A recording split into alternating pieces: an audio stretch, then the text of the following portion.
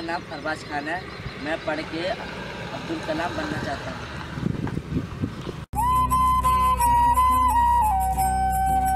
मैं बहुत बड़ा आदमी बनूंगा।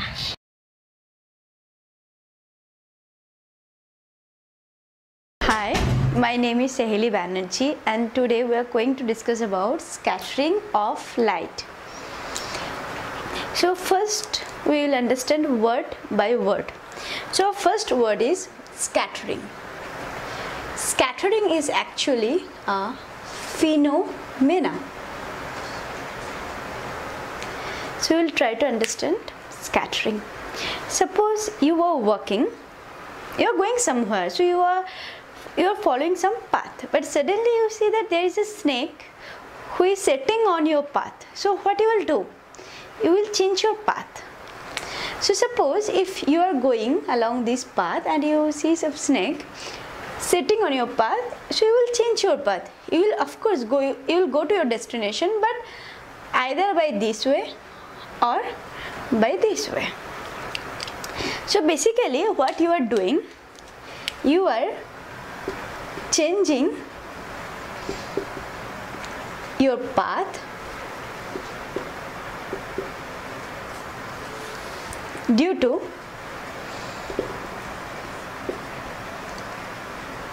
presence of any obstacle. Now we can make an analogy of this situation with the following, that suppose you have an incident light. Sorry, I should always indicate light by a straight line.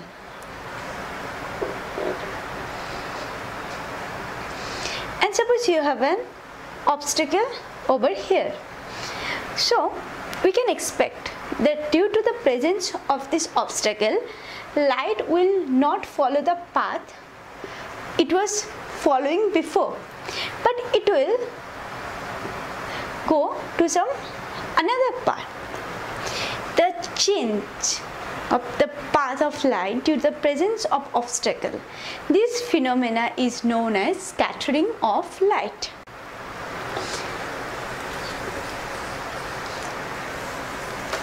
So now we are going to make a very clear picture of scattering of light. So suppose you have this light, you have an obstacle over it, and due to the presence of this obstacle, light will either scatter in this direction or in this direction. The path which the light was following before falling on the obstacle is called incident path.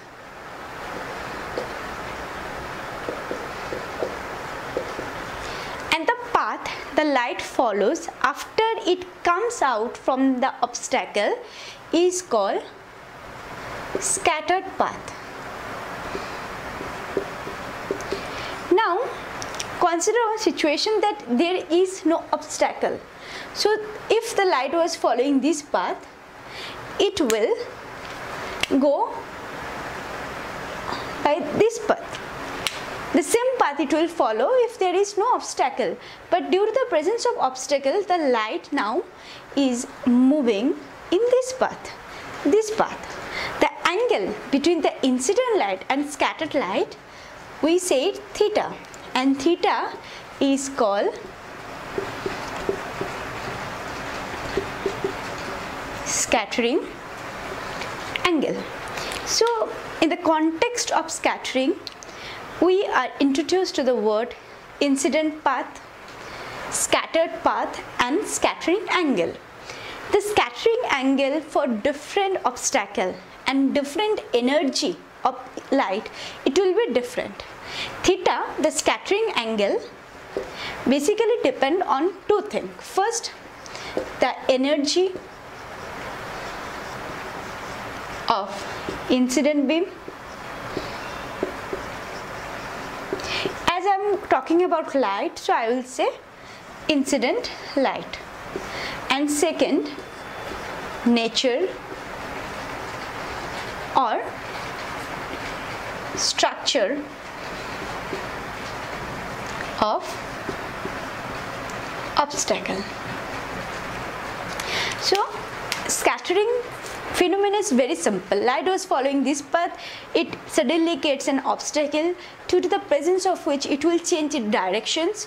The theta is called the scattering angle, that means the angle difference between incident path and the scattered path.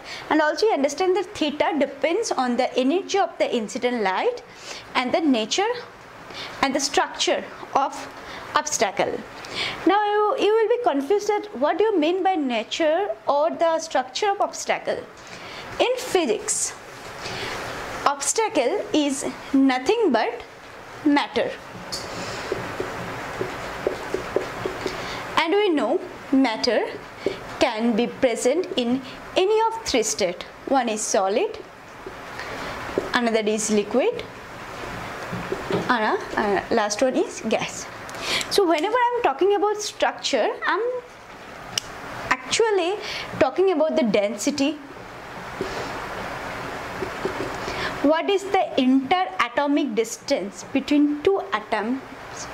What are the positions of these atoms and all the very detailing parts.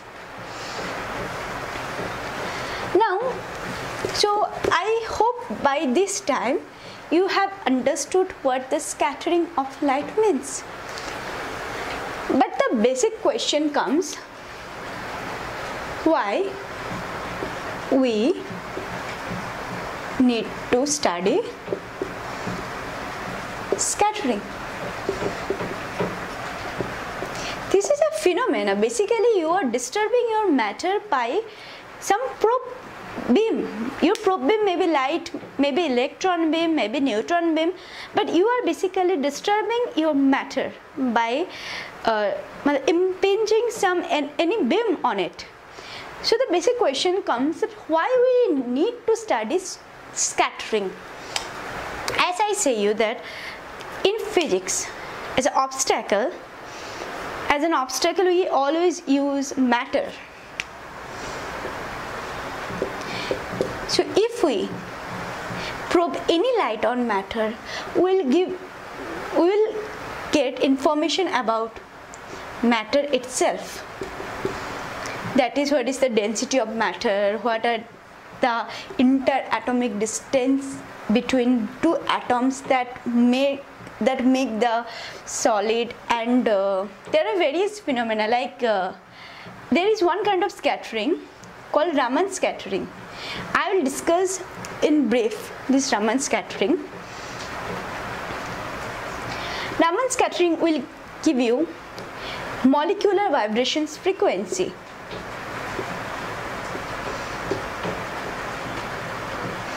So by this scattering we will have informations at the frequency at which the molecule vibrates in a particular solid. Similarly, we have Brillouin scattering. This scattering will tell you about the elastic constants of any particular material. Even the scattering will itself tell you why the color of sky is blue. Again, it will tell you that although the color of sky is blue, but why the cloud appears to be grey or white. So their scattering is basically a very interesting phenomena. So to know about matter, what happens inside matter, about the material's property, we have to study the scattering technique.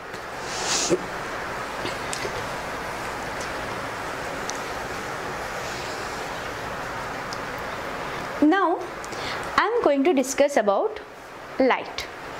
So now our focus shifts from the word scattering to the word light. Light can be explained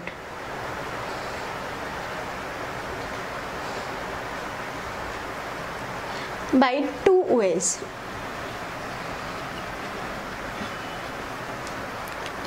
First is, if we consider light as wave. And second is, we can consider light as photon. This theory was given by Einstein. What he considered? He considered light, and it's a electromagnetic radiation. Light is nothing but, always remember, it's nothing but electromagnetic radiation. He considered light or electromagnetic radiation is made of very huge number of photons. Like you can consider one light like this. There are a number of packets. These packets are nothing but the quanta of electromagnetic radiation, and this quanta is called photon. And so many there are the packets. If one packet is called photon, if the frequency of one packet or one photon is nu, then the energy that content in one photon is E is equal to h nu. So if I tell you that light is incident on any matter, which is our obstacle, then you have to think that there are so many packets with frequency nu and energy h nu. Those are actually falling on your matter. Also, you can also explain your light or interpret light by wave. We know that any wave, we can write any wave as one part consists of two parts. One is amplitude, another part is phase part, where omega is nothing but the frequency of your light wave, and k is nothing but the direction of propagation. K actually says at what directions the light will propagate. So those are the concept of light. Normally, whenever we will say light, one thing comes into our mind, the light means sunlight. Sunlight, whenever we are talking about light, one thing that comes into our mind is sunlight. Sunlight we see normally it is white, but basically this white light is made of a frequency range almost from 300 nanometer to 800 nanometer. This corresponds to almost blue color, and this corresponds to red color. So these things about light you should remember. So basically we have understood what is scattering, and we have also understood what is light. So now we are going to do one experiment. You have light that is going to incident on any matter, which is your obstacle, and due to the presence of the matter, the directions of light will change. So let's take a number that you have started with 10 to the power 6 number of photons. Those are incident on a matter, and you put a detector over here, and what you are measuring, the frequency of scattered photon, and in y-axis you have intensity.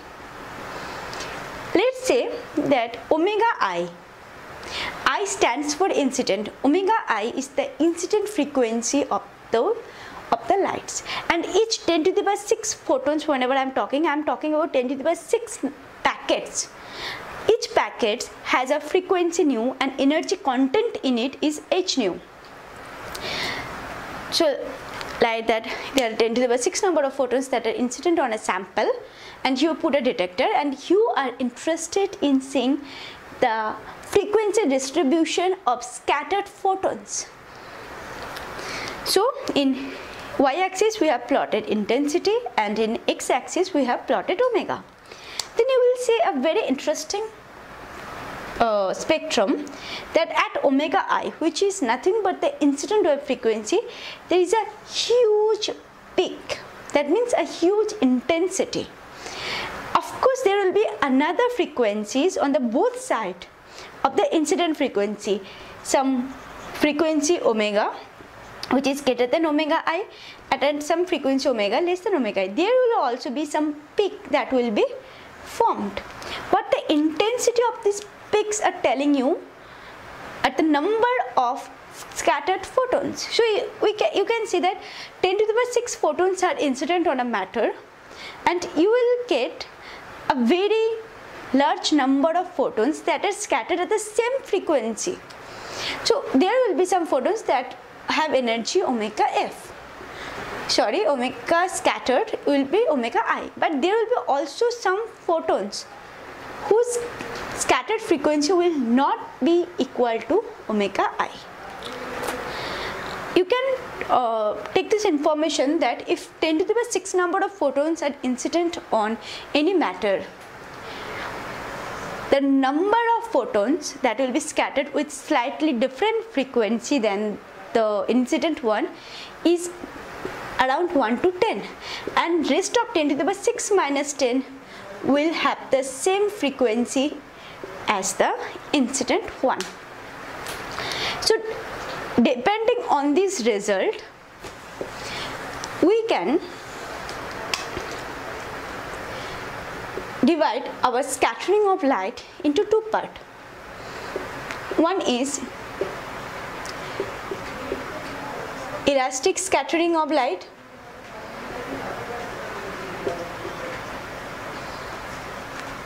another is inelastic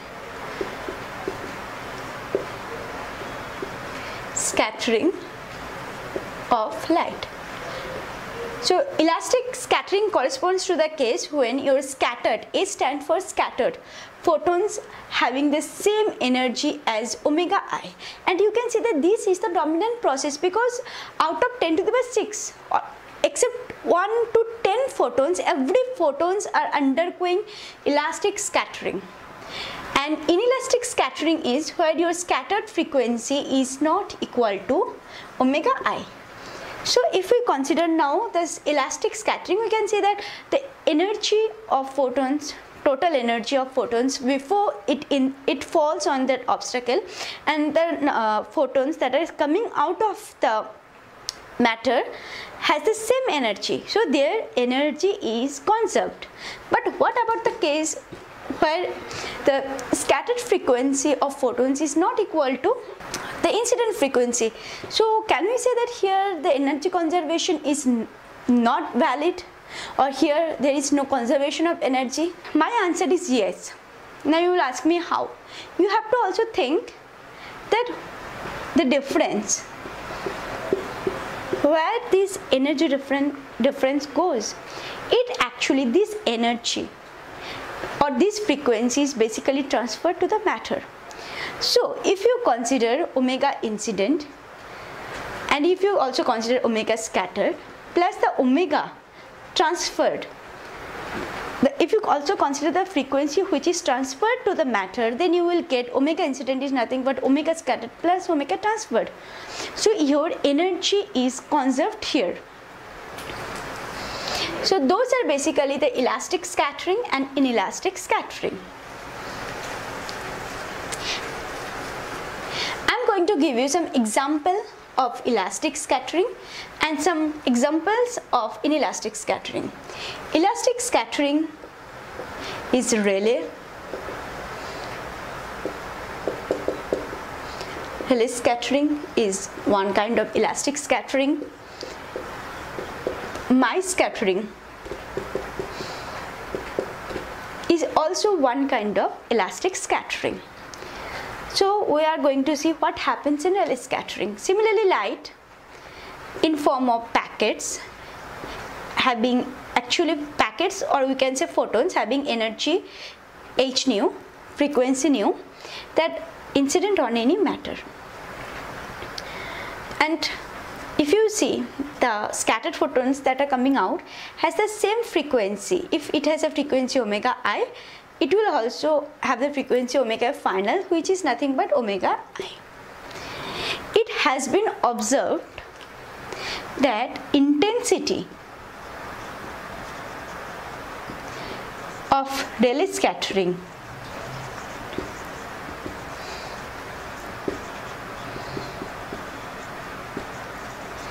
is proportional to 1 by lambda to the power 4. That means much if the energy of your incident beam is large, that means its wavelength is less.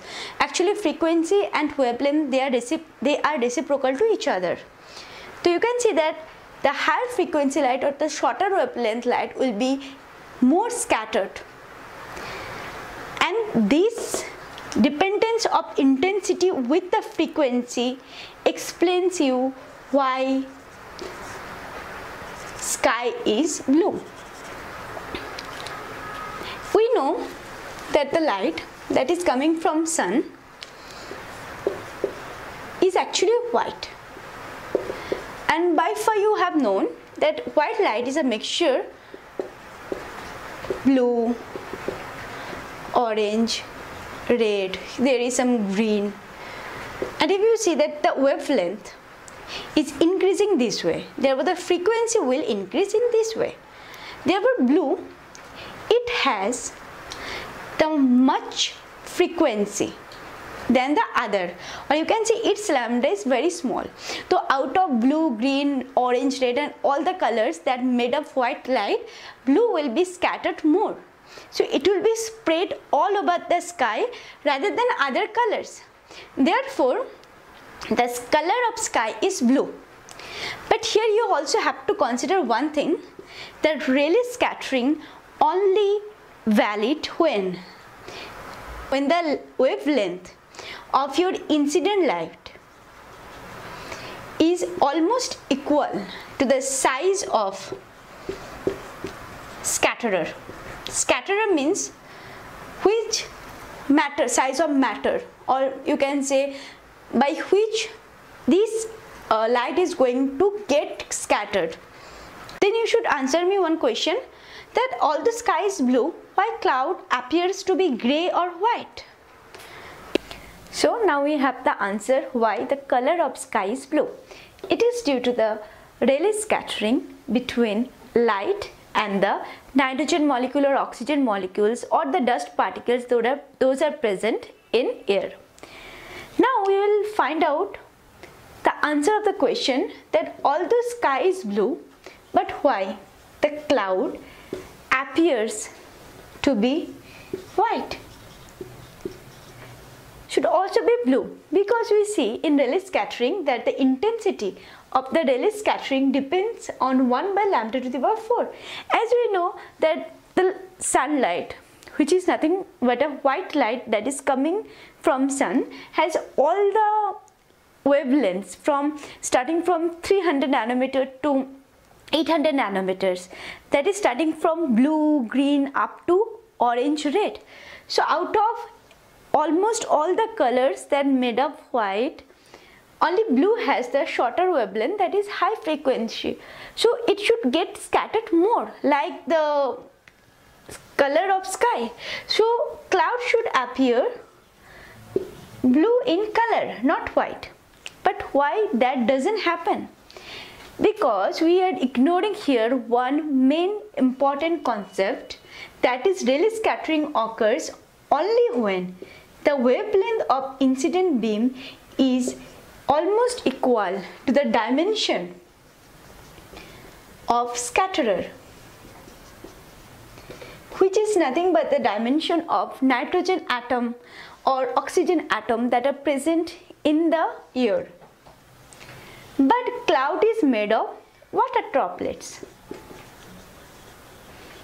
and the size of water droplets, let's say we indicate it by A, is much greater than the wavelength of incident beam. Therefore there you will not see any Rayleigh scattering. What you will see is my scattering, and my scattering does not depend on lambda by this relation. It actually does not depend on any lambda.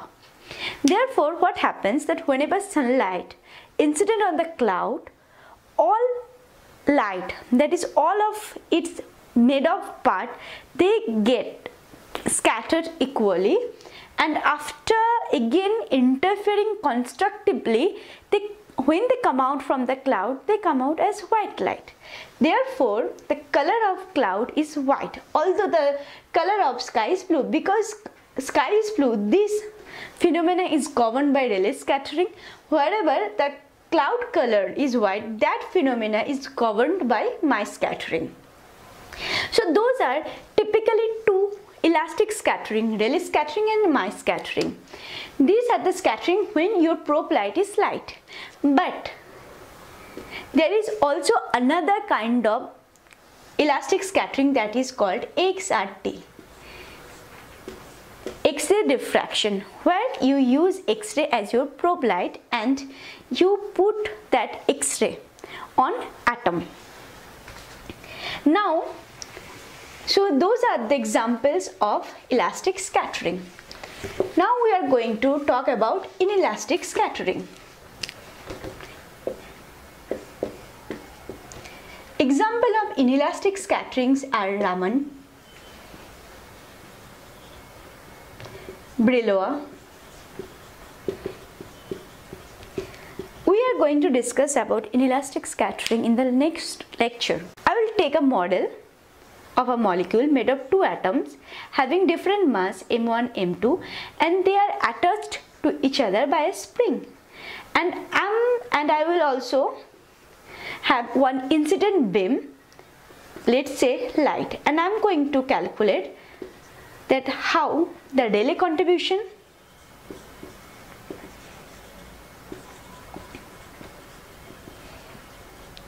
and how the Raman contribution